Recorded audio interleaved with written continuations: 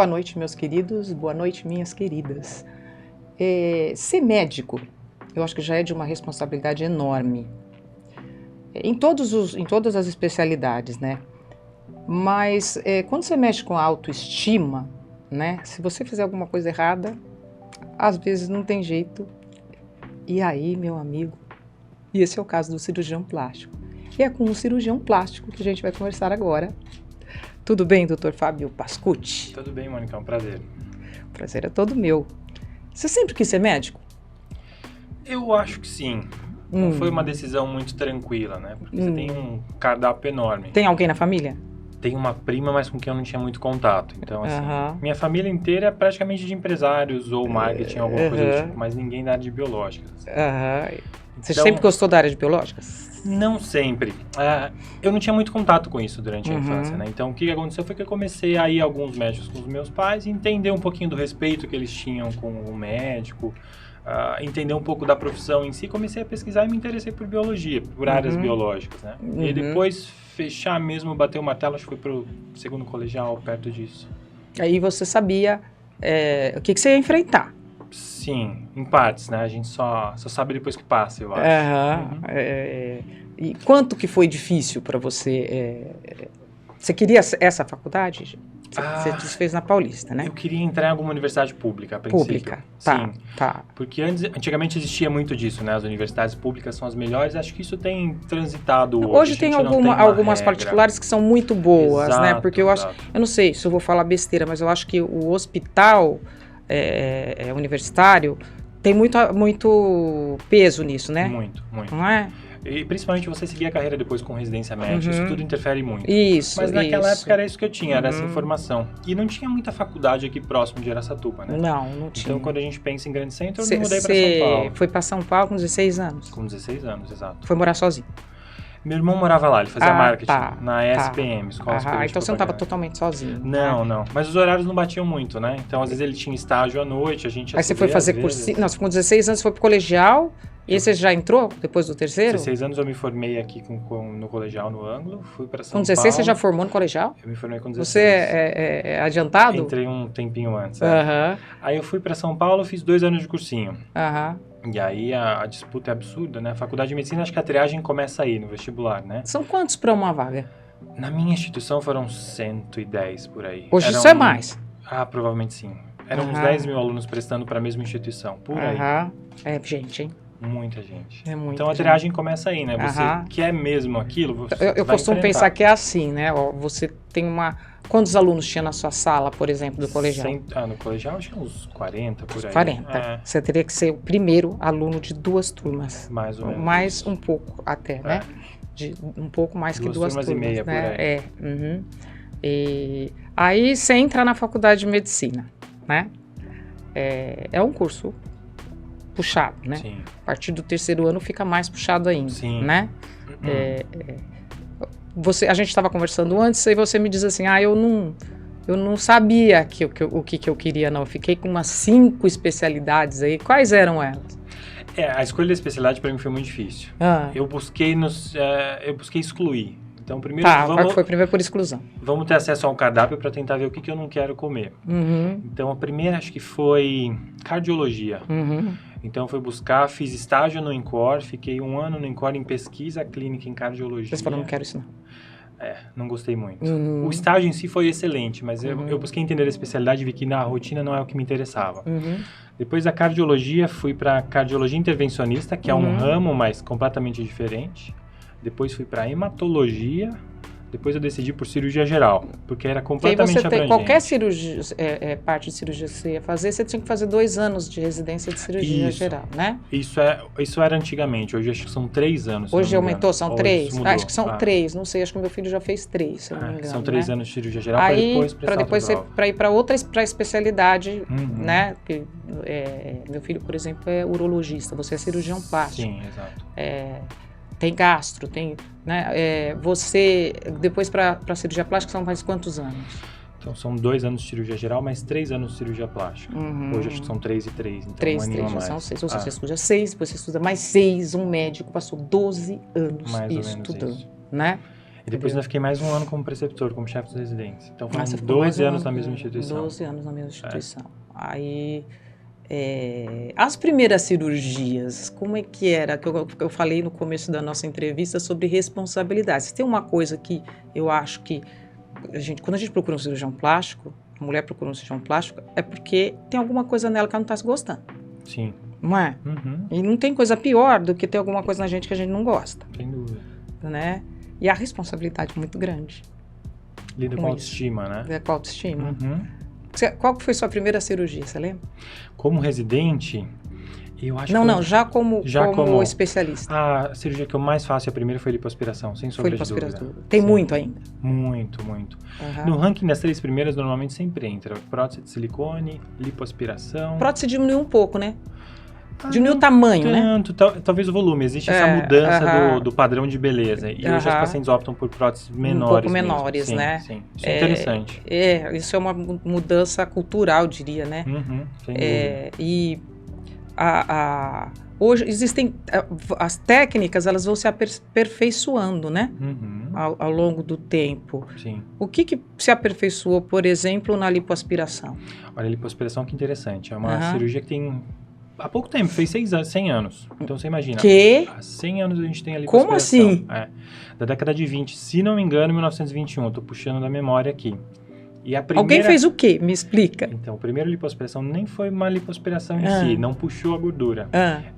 O que é descrito é que era uma bailarina, uma dançarina, alguma coisa do tipo, e que um cirurgião usou uma cureta uterina, que é um material completamente rudimentar para a técnica que a gente tem hoje, para raspar a gordura do joelho dela e conseguir fazer a lipoaspiração. Ou seja, na verdade não lipoaspiração, retirar aquela gordura.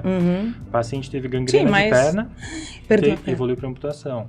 Então, assim, foram 100 anos. Então, vai década de 20, dos anos 1920. É que nem aquele filme que a gente assiste, que é Caso Verídico, da mudança de sexo. Que ele consegue fazer a mudança de sexo, mas ele morre. Sim.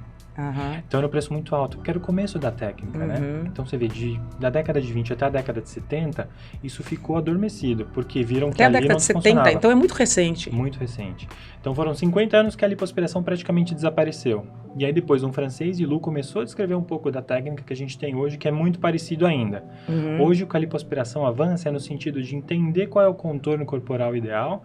Então hoje buscar a técnica de lipo HD, por exemplo, em que eu consigo desenhar os gominhos, fazer enxertia da gordura que eu acabei de retirar dentro do músculo. Por exemplo, eu uma vez, lá, há muito tempo, fiz uma lipo de barriga. Eu tenho um lugarzinho onde ficou aquela... Uma depressão, provavelmente. Da cânula. Isso me incomoda, cara. Isso era me incomoda. Muito comum. Não é? Isso aí eu tô falando de 12 anos, 13 anos.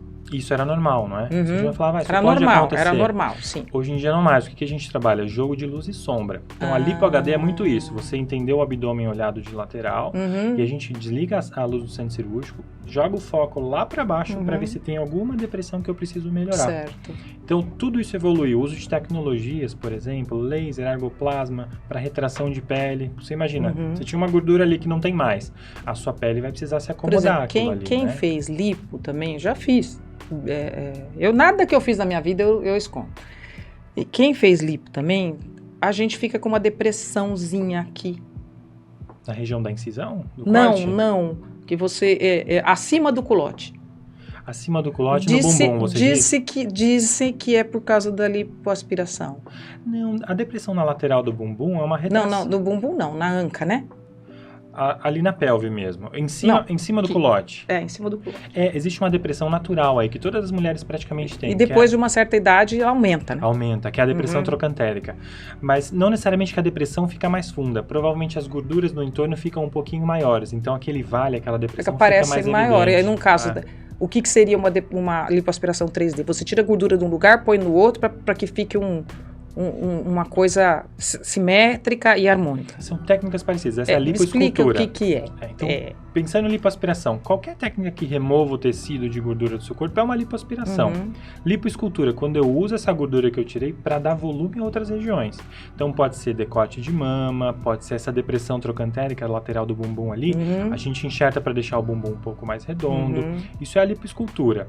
Agora, quando a gente vai para lipo HD, a gente desenha as depressõezinhas, por exemplo, do do abdômen para fazer aquela A barriga linha tanquinho. alta. Exato. Não, mas isso numa mulher madura não dá, né? Não necessariamente tanquinho, mas algumas linhas de silhueta são interessantes. Certo, Então, por exemplo, certo. aquela linha central do abdômen e as laterais dos oblíquos, isso é bem tranquilo de fazer, mesmo em pacientes de mais idade, não é um grande Certo. problema, não. Agora, tanquinho, eu entendo que existem algumas restrições, assim. Não, E é tanquinho natural. tem que ser nova, não tem jeito. É natural. E tem a lipoaspiração, por exemplo, por mais que a gente tente dourar a pílula, ela é agressiva. Não tanto. Não tanto. mais. Porque, Não. tipo assim, entra aquela cânula lá e vai sugando tudo, não é assim? A incisão é sempre pequena. Sim. Hoje em dia... Sim, mas que evoluiu nesse ir sugando tudo? Por exemplo, tecnologias que você utiliza antes para emulsificar a gordura e tornar retrato. Hoje ela liquefaz, né? É basicamente isso, é uma emulsão. Então você usa tecnologias para fazer com que a gordura saia com mais facilidade. Depois você tem cânulas mais modernas que são menos agressivas, então ela puxa a gordura com mais facilidade. Sem puxar o tecido. Sem lesar a pele, Sem lesar a pele, tá. Porque é muito comum a gente ver isso, né? Porque quando você está puxando a gordura, os vasinhos ali que nutrem a pele, eles podem ser comprometidos. Primeiro, isso precisa de técnica de um especialista, para que a gente evite esses problemas. Segundo, um bom material, né? Isso é importantíssimo. Sem sombra de dúvida. E assim, as pessoas têm que ter noção de que um bom material custa caro, né? Sim. Desconfie daquela pessoa que vai te fazer um trabalho milagroso. Não existe. Bom material e bons profissionais custam caro, não é? O que tem valor tem preço, né? Exatamente. Então, mais ou menos isso, sim. Exatamente. E assim, a maior procura são de jovens. Lipoaspiração hoje é entre 20 até 50 anos, mas a média é 20, 40, mais ou menos isso. Pessoas com mais de 50 anos já não procuram mais. Procuram sim, e tem sido cada vez mais frequente, mas não é o maior público. Tá. Mas tem procurado e isso tem aumentado, sim. Tem aumentado. Sim. É uma impressão que eu tenho, mas você já disse que não, né? Que o que aconteceu é que o volume diminuiu. Mas as pessoas ainda estão colocando silicone? Sim. As mulheres ainda estão colocando silicone? Sim. É uma cirurgia muito comum, ainda está entre as 3 mais realizadas no mundo inteiro. Super comum mesmo. Mas esse padrão de beleza a gente viu mesmo nos consultórios, né? Assim, antes aquela paciente que procurava um implante de 400 ml, já viu que, poxa, é muito peso para minha mama, eu começo a ter um contorno de axila, eu começo a parecer mais gordinha do que com mama em si, aí vai diminuindo o volume. Eu tinha um implante de 140. 140. Tirei. Não tenho nada mais. Eu tenho um pouco de mama, né? Então, assim, eu tirei. Falei, eu não quero ficar velha com silicone. Essa é uma preocupação comum também. Sim. Sim. As mulheres se preocupam com isso? Sim, mas eu vou ficar com isso até o resto da minha vida. Depois Pode, eu posso tirar não tem problema nenhum, não. Hoje as próteses, elas podem ficar pro resto da vida? As de não hoje? necessariamente para o resto da vida, mas depende um pouco. Primeiro que a gente tem um produto ali, depois a gente tem a relação que o seu corpo vai estabelecer com aquele produto. Mas se você, digamos que você não teve nenhuma reação e tal. Perfeito, não você tem indicação. Não tem, você vai ficar com aquilo lá. Hoje, as próteses de hoje é para você ficar, não é? Antes eram 10 anos, não é isso? Tendem a protelar, mais ou menos. O que a gente entende é que, assim, as técnicas e as próteses melhoraram nesse sentido. Mas ninguém pode te garantir que uma prótese vai ficar o resto da sua vida. O que melhorou na prótese para que se tenha uma durabilidade maior? A textura, material de invólucro, tudo isso muda. E na técnica, menor manuseio do cirurgião, soluções de antibiótico, por exemplo. Então, assim...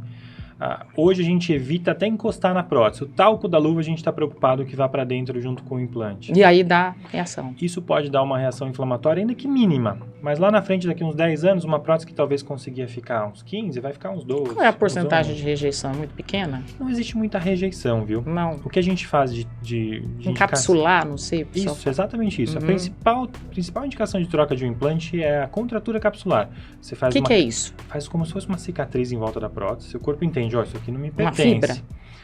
Quase uma fibrose, mas imagina como se fosse uma cicatriz. E ela fica no entorno do implante. Com o tempo, essa cicatriz pode começar a contrair. E normalmente 10 anos para frente, 8, 9 anos para frente. Até um certo ponto em que a melhor indicação da prótese, que pode até chegar a gerar dor na paciente.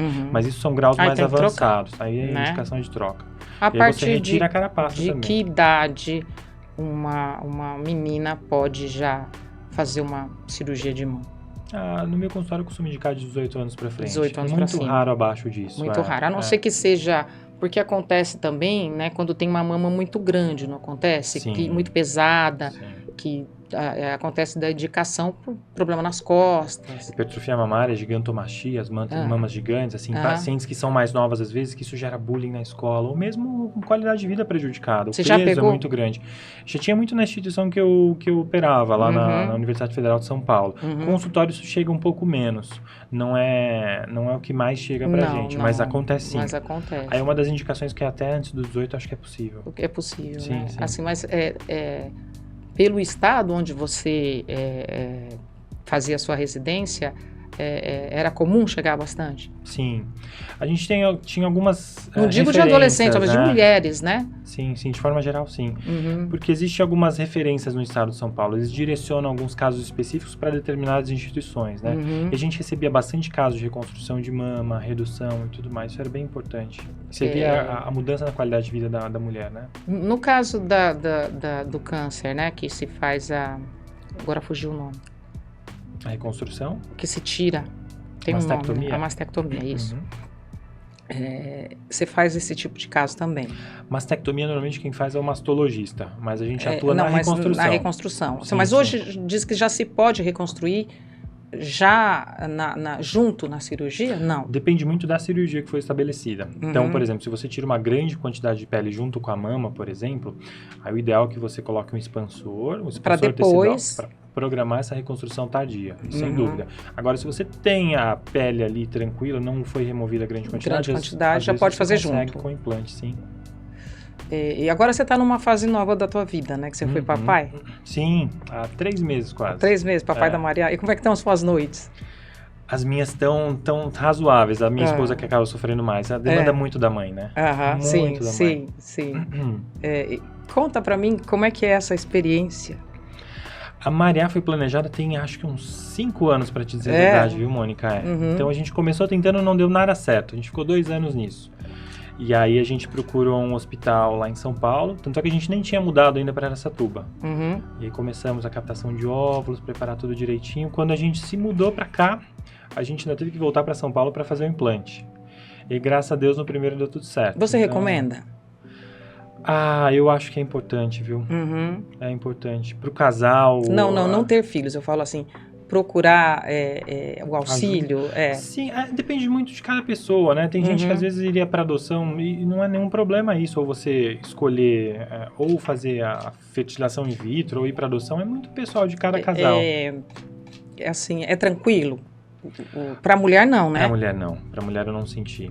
Porque a Carol, ela tinha uma reserva ovariana muito baixa. Então, ela precisou fazer, acho que foram 3 coletas. E o corpo da mulher passa por algumas mudanças, né? O humor também, né? Muito. Mas mexeu com hormônio, né? Mexeu com hormônio. É isso. Mas quando eu falo pra você como é que foi pra você, eu quero dizer assim, que a mãe, ela já ama a partir do momento que te dá um resultado, né? Já é um amor incondicional, né? Quando começa a mexer dentro de você, então você pira, né? É uma relação muito mais próxima, né? O pai também já sente isso quando ele põe a mão, que ele sente mexer. Mas eu acho que quando o pai bota o olho naquela criaturinha, conta pra mim você, como é que é essa sensação? É difícil. É indescritível. Cai um peso, né? Ao mesmo tempo que você vem aquele amor absurdo que você fala, que aí você começa a palpar um pouco daquilo que você sentia, não é? Porque a mulher sente crescer dentro dela aquilo. E eu não sentia nada, eu senti o toque ali, tem alguma coisinha mexendo, mas quando você vê, vem aquele amor absurdo, né? E ao mesmo tempo uma responsabilidade muito grande. Porque aquele ser humano depende de você pra tudo, né? Pelo menos até, né? Assim, e que, sei lá, eu acho que educar uma pessoa é muito difícil. Muito difícil. Né? Não é nem tanto é difícil, não falo nem tanto que custa caro, educar custa, mas eu falo que mais que caro, eu acho que no mundo de hoje tá mais difícil de você, como é que eu posso dizer, transmitir valores. Né? Tá difícil de você transmitir valores porque o mundo tá muito caótico e tal. Não sei a gente tem vivido mudanças muito radicais e rápidas, né? Sim. Então, essa foi uma das minhas preocupações, assim, quando ela nasce, você imagina, eu não consigo falar com ela, não é racional, não é? Mas você já pensa lá na frente, como é que eu vou transmitir isso para ela? Quais são os valores que eu quero passar? E eu entendo um pouco disso, é uma preocupação que me trouxe um pouco para Araçatuba também, de ter a proximidade com os meus familiares, ter um contato mais próximo com a escola. É aquela história, assim, que teu pai fala para você, tua mãe, mas a mãe que fala mais isso, né? Que ela falava para você assim, deixa você ser um filho que você vai entender, só aí que você vai entender o que é e tal, né? E é realmente só tendo, né? A gente não faz ideia do que é ter um filho até ele dar aquele chorinho inicial, né? Aquele primeiro choro. Não faz. Treme. Aí eu tinha um comercial que meu marido gostava muito, né? Que falava assim, faz muito tempo esse comercial, que a sua mulher vai mudar o corpo e tal, isso, sua mulher isso, sua mulher aquilo. E ele vai tirar sua mulher de você, mas você vai ser louco por ele. Era o comercial. E vai agradecer, né? É mais ou menos assim, né? O que é mais difícil, voltando para a profissão, na sua profissão? Qualquer profissão que lida com pessoas é muito difícil. E a medicina lida com a saúde das pessoas, né? Ainda que a autoestima é um pouco mais da minha área, mas óbvio, tem a parte reparadora, mas assim, lidar com pessoas e diretamente com a saúde delas, eu acho que é uma grande responsabilidade. Eu acho que esse talvez seja o fator principal, assim, o ponto principal da profissão. E assim, a sua profissão, em muitos dos casos de alguns pacientes que você pega, existe uma satisfação. Qual foi o caso que mais te impactou na felicidade da pessoa ter visto o resultado do que foi Pensando feito? em estética, por exemplo, teve uma paciente que chegou para mim uma vez, ela fez uma abdominoplastia. E a abdominoplastia é a principal cirurgia para remoção do excesso de pele. Ponto. Mas ela não remove o excesso de gordura e nem te dá um contorno muito legal. E a paciente queria entrar no vestido. O problema dela era entrar no vestido. Entrar no vestido? Ela não queria tirar o excesso de pele, ela só Tinha algum evento especial para esse vestido? Não tinha nada, era só o contorno. Acho que era o sonho da vida dela. E a abdominoplastia não entregou isso para ela.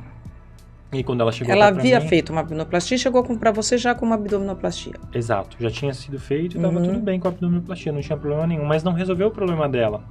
Talvez porque a falta de conversa, a falta de alinhamento de expectativas, né? Assim, é isso que você está buscando? Vamos então para esse lado. E eu propus a ela uma lipoaspiração, porque ela precisava de contorno, era o que ela queria. Depois da lipoaspiração, e aí eu fiz aquelas linhas de marcação bem suaves, porque já era uma paciente mais velha. Assim, até hoje, às vezes ela me manda uma mensagem no Instagram, outra agradecendo um pouco o resultado, sabe? Então, assim, é muito... Você mudou a vida dela, né? Seria muita pretensão, talvez dizer, mas em certo sabe ponto, no sentido sim. que eu falo de mudar a vida de uma pessoa, que é uma coisa assim, quando você olha no espelho e não se gosta, isso é pesado. Você até meio que foge do espelho, não é? Sim. Né? Que assim, é muito gostoso você olhar no espelho e falar, poxa, que legal, eu quando eu engordo um pouquinho, que eu olho no espelho e falo assim, ai, não quero me ver, deixa eu emagrecer que eu me olho. Né? A mulher é assim, a mulher que é vaidosa, né? Ela é desse jeito. É legal você dar importância a isso, porque as pessoas às vezes acham, não tem câncer, não tem nada, por que você vai mexer com isso? A autoestima é super importante, assim, né? Cuidar do corpo, para mim, não é uma questão só de estética, né? Cuidar do corpo é uma questão de saúde. Exato. Né? Então, a gente tem que se exercitar é muito importante, né? A gente tem que se alimentar bem e tal, porque se a gente... entrevistei um geriatra, ele falou que as pessoas vão viver 100 anos, já tem, né? Já estão. As pessoas mais para frente vão estar vivendo 100 anos aí. Então, mas assim, eu falei, eu só quero chegar se eu tiver bem. A gente está se preparando para isso, né? A gente tem que se preparar para isso. Então, o que é exercício físico? Não adianta chegar também lá com você e falar assim, olha, eu não vou fazer nada na minha vida, você vai dar um jeito em mim, vai me repaginar. Perfeito. Né? Eu quero ter o corpo de fulana de tal, mas peraí, você tem a alimentação dela, você pratica atividade física como ela? Não é assim também, né? Exatamente isso, Às vezes é preciso emagrecer um pouco antes de fazer um procedimento? Normalmente sim. E não só para cirurgia, não só pensando no resultado em si. Sim. O preparo, imagina que a cirurgia envolve anestesia, tempo de recuperação. Então, o seu corpo, sua saúde precisa estar adequada para aquilo. Então, os exames pré-operatórios não são as únicas coisas. Você precisa de um preparo físico para percorrer aquela maratona, vamos dizer assim. São muitos estímulos, muito processo inflamatório envolvido. Então, assim, sua Às saúde vezes precisa dor, estar ok. né? Dor. Óbvio que a gente faz tudo para minimizar, mas pode Mas acontecer. tem, né? Sim, sim. Acho que o pior de todos é a abdominoplastia, não é? Dei alta para uma paciente hoje, sem dor nenhuma. Não, mas não fica andando curvado? Curvado, sim. Normalmente 15 elas reclamam dias? de 7 dias, mais ou menos. Ah, é? Elas acabam reclamando mais de dor nas costas, às vezes no final dos 7 dias. Porque não pode esticar para não por causa dos pontos aí? Por que anda curvado? Me explica. Basicamente, você quer retirar o máximo de pele que você consegue. Se a paciente está deitado na mesa e você tira só o que você consegue chegar até ali, é uma coisa. Quando você dobra um pouquinho a mesa cirúrgica e tira um pouquinho mais, no final vai ter Mas um se ela resultado ficar melhor. reta, o que acontece? Essa história? Se ela ficar reta no pós-operatório? Não necessariamente, mas ela pode... Mas estica o ponto. Ela pode testar sua linha de sutura. E aí pode desencadear sangramento, pode ter deiscência de ferida operatória, pode liberar a sutura da musculatura interna. Então, mas assim, a própria pós-operatório faz com que a pessoa sinta medo de ficar reta? As pacientes têm algum receio. Eu tento orientar no sentido assim, olha, vez ou outra, você vai acabar sem querer ficando reta, porque você andou a sua vida inteira reta até aqui. Então, assim, busque andar curvadinha. Mas elas têm algum receio. Elas usam sempre a cinta pós-operatório, então isso lembra elas um pouco da postura. E depois, quando eu libero elas para andar ereta totalmente, elas sempre voltam um pouquinho curvadinha depois de 2 semanas. Vai acabar assim, com a postura da mulherada? Eu ainda não consegui, não tive segurança de andar reta. Eu falei, mas você precisa, já tá liberado. Já pode, embora. né? Isso. E quanto tempo demora para tirar um ponto de uma mamoplastia, por exemplo? A gente tira cada vez menos pontos, viu, Mônica? Porque a gente acaba usando os fios absorvíveis e internos, né? Hoje em dia, óbvio, tem fio farpado e tudo mais, mas isso aí já foi uma grande facilidade para o pós-operatório, porque a gente não gosta muito de tirar ponto, porque isso é dolorido para paciente às vezes. Tem um pouco de estigma, daquele medo, né? Então a gente tira cada vez menos pontos, mas o ideal é tirar precoce. Com 7 dias já dá para remover boa parte deles, e aí praticamente não sobra nada. As cicatrizes, geralmente, né? Elas ficam escuras. De início, sim. De início, né? O que dizer para aquela pessoa que fala, meu Deus, eu fiz uma cirurgia para ficar mais bonita e eu tô parecendo a mulher do Frankenstein? O que dizer para essa paciente? A cicatriz é basicamente um processo inflamatório. Então, toda inflamação busca sangue. E aí você tem uma neovascularização local ali. Tem muitos vasos. Por isso que de início a cicatriz fica vermelha. E aí, com o tempo, esse processo inflamatório vai esfriando, sua cicatriz vai amadurecendo, e é justamente essa que chama a fase. Amadurecimento? Né? Tem um amadurecimento da cicatriz. E a cicatriz final, a gente vai avaliar ela perto de 1 ano, mais ou menos. Perto de 1 ano, que é onde ela vai ficar mais branquinha, que ela vai ficar a tonalidade da tua pele. Exatamente. Então, assim, o início assusta um pouco para quem não conhece. Então, assim, sua cicatriz está vermelha, porque tá já teve passando gente pelo que tomou um processo susto? normal. Normalmente informam bem as pacientes antes, sabe? Então, assim, não. Olha, não vai ficar assim. E o cuidado com a cicatriz é essencial, né? Porque não adianta você ter um contorno maravilhoso e uma você cicatriz ter uma horrível. cicatriz horrível. Exato. Né? Não adianta nada. O repouso é essencial para essa cicatrização? Muito, muito, muito. E eu tenho um problema que eu passo. Às vezes minhas cirurgias eu busco assim o máximo de analgesia possível no pós-operatório. E as pacientes saem bem da cirurgia. Boa parte, óbvio ótimo. Que come, consegue, tranquilo, e começa a fazer tudo. Estende roupa no varal.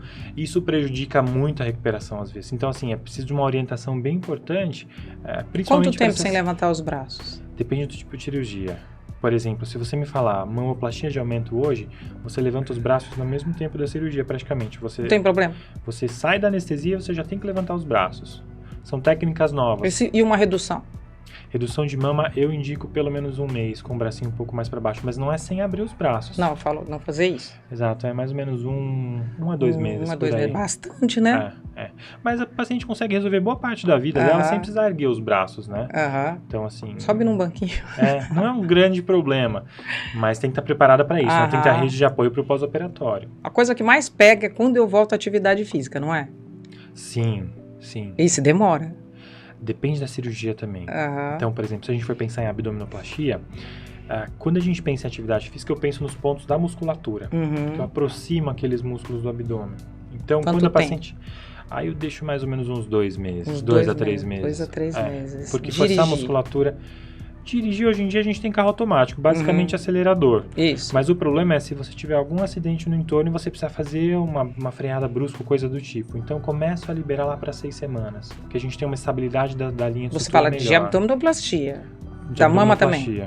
Também mama até um pouquinho antes. Se for mama de aumento, então, pode dirigir no mesmo dia. No mesmo dia, mama de aumento, né? Faz isso. Então todo mundo vai querer aumentar em vez de reduzir, mais né? fácil. Tô brincando, é mais fácil. Doutor, muito obrigada por ter vindo, por ter esclarecido, né, essas...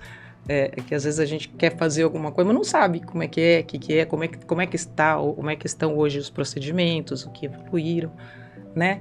Mas antes de terminar, o que você diria para quem está querendo fazer uma cirurgia estética? O que é preciso para ter certeza que você realmente quer passar por isso?